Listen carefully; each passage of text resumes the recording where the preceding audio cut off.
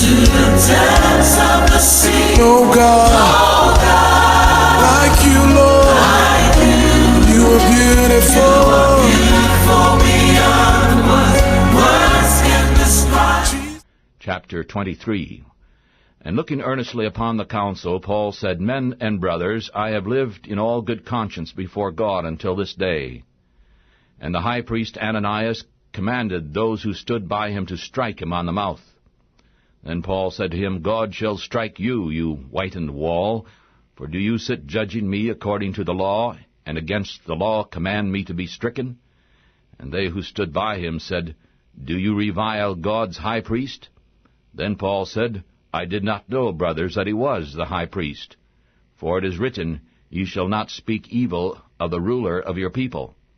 But when Paul saw that the one part were Sadducees, and the other part Pharisees, he cried out in the council, Men, brothers, I am a Pharisee, the son of a Pharisee. I am called in question because of the hope and the resurrection of the dead. And when he had said this, there arose a dissension between the Pharisees and the Sadducees, and the multitude was divided. For the Sadducees say that there is no resurrection, neither angel nor spirit. But the Pharisees confess both. And there arose a great cry, and the scribes who were on the Pharisees' side arose and strove, saying, We find no evil in this man.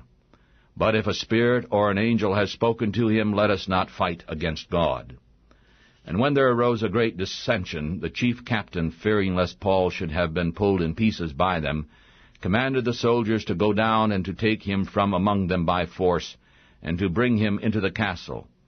And the following night the Lord stood by him and said, Be of good cheer, Paul, for as you have testified of me in Jerusalem, so you also must bear witness at Rome.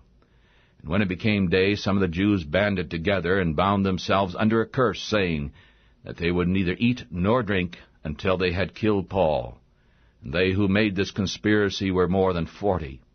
And they came to the chief priests and elders and said, We have bound ourselves under a great curse, that we will eat nothing until we have killed Paul. Now therefore you, with the council, make known to the chief captain that he bring him down to you tomorrow, as though you would inquire something more perfectly regarding him. And we are ready to put him to death before he comes near. And when Paul's sister's son heard of their ambush, when he had come and had entered into the castle, he told Paul. Then Paul called one of the centurions and said, Bring this young man to the chief captain, for he has a certain thing to tell him. And so he took him and brought him to the chief captain and said, Paul, the prisoner, called me and asked me to bring this young man to you, who has something to say to you. Then the chief captain took him by the hand and went aside privately, and he asked him, What is it that you have to tell me? And he said, The Jews have agreed to ask you to bring Paul down to the council tomorrow, as though they would inquire something more exactly about him. But do not yield to them, for there are about 40 men lying in wait for him, who have bound themselves with an oath, that they will neither eat nor drink until they have killed him. And now they are ready, looking for a promise from you. And so the chief captain let the young man depart, commanding, Tell no one that you have shown these things to me.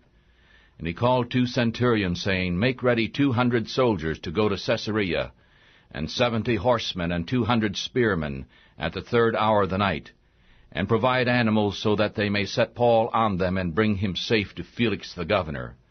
And he wrote a letter in this way, Claudius Lysias, to the most excellent governor Felix, greetings. This man was taken by the Jews and would have been killed by them.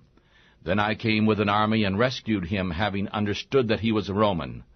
And when I desired to know the cause as to why they accused him, I brought him forth into their council, and I perceived him to be accused of questions of their law, but to have nothing laid to his charge worthy of death or of bonds. And when it was suggested to me that the Jews were lying in wait for the man, I immediately sent him to you, and gave commandment to his accusers also to say before you what they had against him. Farewell.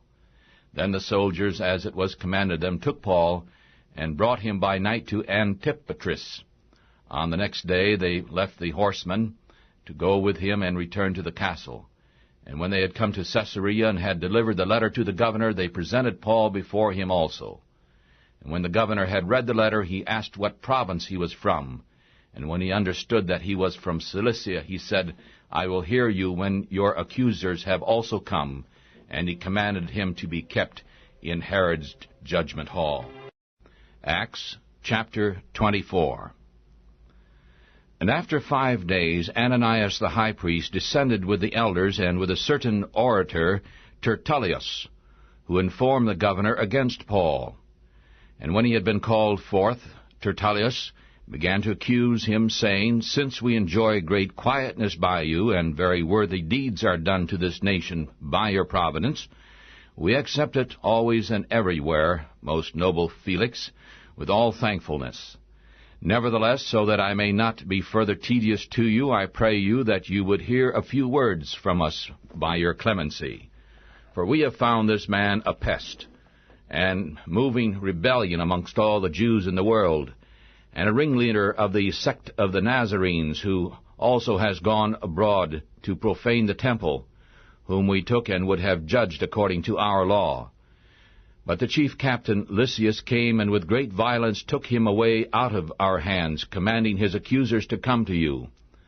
By examining him, you yourselves may know about all these things of which we accuse him.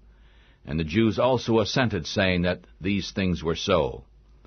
Then after the governor had motioned to him to speak, Paul answered, Because I know that you have been a judge of this nation for many years, I the more cheerfully answer about myself.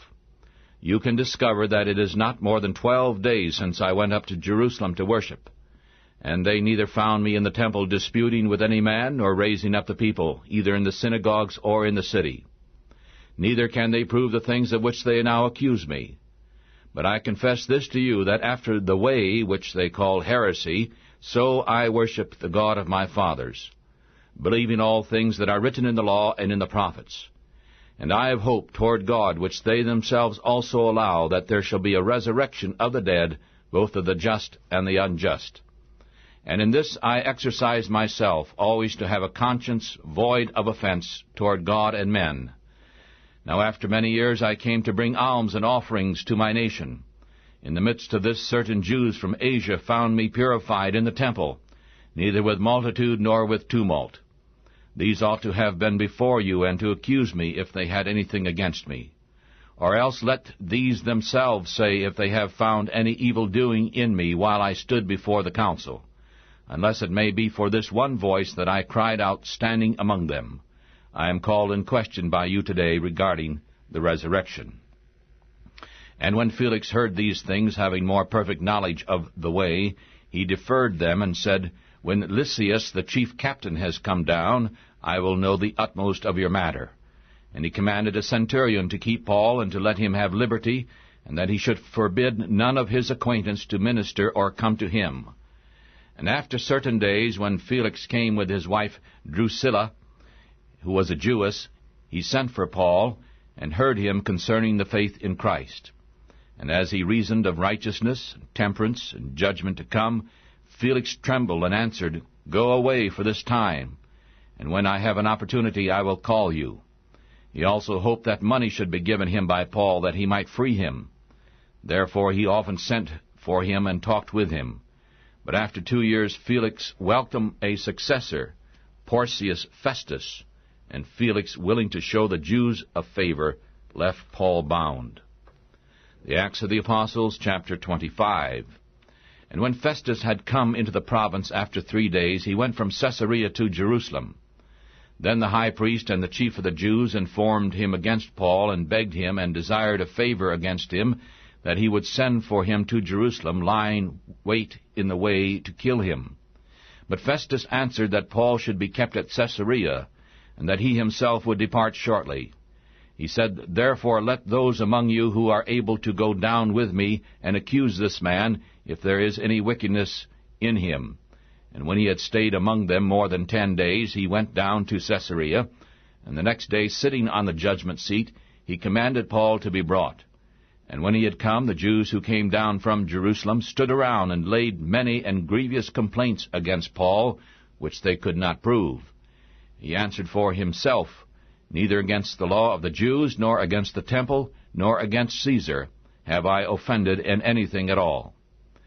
But Festus, wanting to please the Jews, answered Paul and said, Will you go up to Jerusalem and be judged there before me about these things? Then Paul said, I stand at Caesar's judgment seat, where I ought to be judged. I have done no wrong to the Jews, as you very well know. For if I am an offender, or have committed anything worthy of death, I do not refuse to die. But if there are none of these things of which they accuse me, no one can deliver me to them.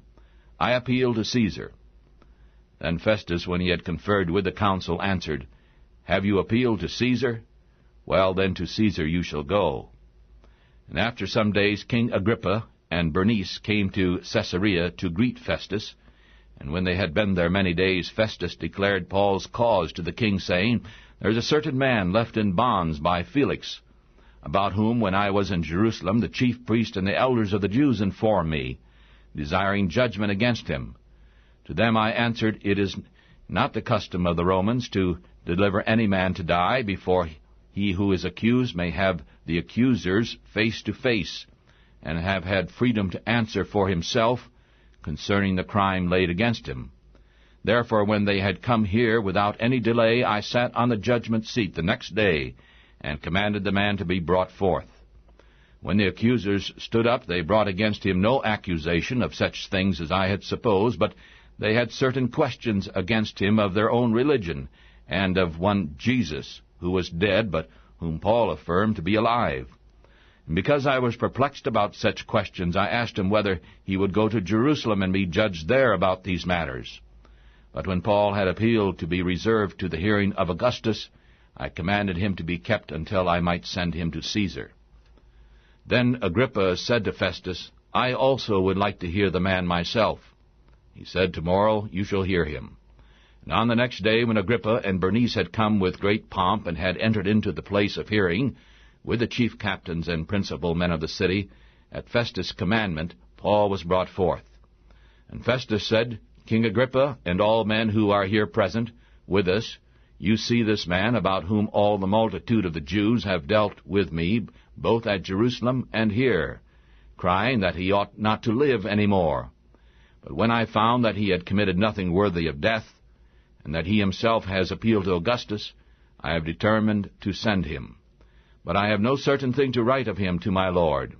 Therefore I have brought him forth before you, and especially before you, O King Agrippa, so that after examination is made, I might have something to write.